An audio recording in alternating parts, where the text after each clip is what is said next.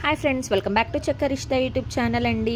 ఈరోజు మనం ఈ వీడియోలో తప్పలింట ఎలా చేసుకోవాలో చూసుకుందామండి. చాలా బాగుంటుందన్నమాట టేస్ట్. అయితే మనకు కావాల్సినవి సొరకాయ, ఉల్లిపాయలు, పచ్చిమిరపకాయలు, శనగబ్యాళ్ళు, జీలకర్ర, ఉప్పు, అలాగే బియ్యపిండి అండి.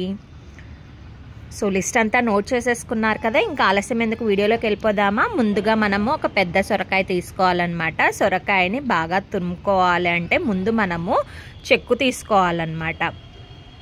చెక్కు తీసుకొని తర్వాత కడుక్కోవాలి. మీలో ఎంతమంది ఈ తప్పలెంటు తిన్నారండి? దీన్ని సర్వపిండితో చేస్తామన్నమాట. రుచి అయితే సూపర్గా ఉంటుంది. వీడియో స్కిప్ చేయకుండా మొత్తం చూడండి, చాలా ఈజీ ప్రాసెస్ అనమాట. గడిబీరినట్టుగా వస్తుందన్నమాట. అందుకనే మనము చెక్కు తీసుకుంటామన్నమాట. చెక్కు తీసుకున్నాక సైడ్స్ కట్ చేసేసి సొరకాయని బాగా కడుక్కోవాలన్నమాట. మీరు ఎప్పుడైనా వాడప్ప తిన్నారా అండి? సో చాలామంది నాకు తెలిసి డీప్ ఫ్రై లేదంటే ఒక్కొక్కటి తట్టుకొని తింటారనమాట. అలా కాకుండా సెరవకి వేసి ఎలా తినాలో చూపిస్తానండి. తర్వాత శనగబ్యాళ్ళు అనమాట కొన్ని నానబెట్టుకోవాలి. పచ్చిమిరపకాయలు, కొత్తిమీర ఇవైతే దంచుకోవాలన్నమాట. రోట్లో వేస్తానండి. కడుక్కున్నాక తురుముకోవాలి సొరకాయ ముక్కల్ని.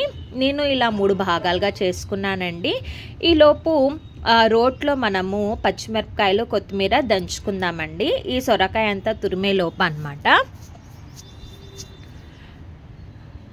తర్వాత కొన్ని శనగబ్యాళ్ళు మనం ఇందనక నానబెట్టుకున్నాం కదా, అవి ఇందులో వేసుకోవాలన్నమాట.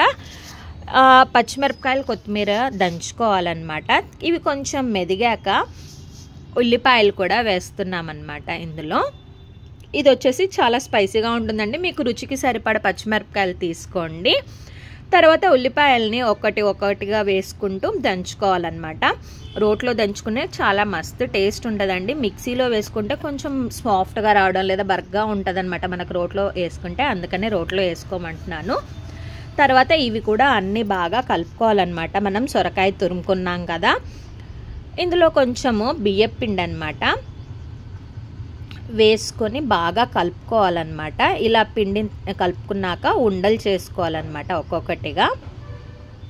తర్వాత బట్ట తీసుకొని ఒత్తుకోవాలి. స్టవ్ వెలిగించేసుకుందామండి. కొంచెం ఆయిల్ వేసేసి అది హీట్ అవ్వగానే ఇలా ఒక్కొక్కటిగా నూనెలో వేస్తున్నాను చూడండి. సెరవకి అంటించేయాలన్నమాట. టేస్ట్ అయితే సూపర్గా ఉంటాయండి. వీడియో నచ్చితే లైక్ చేసి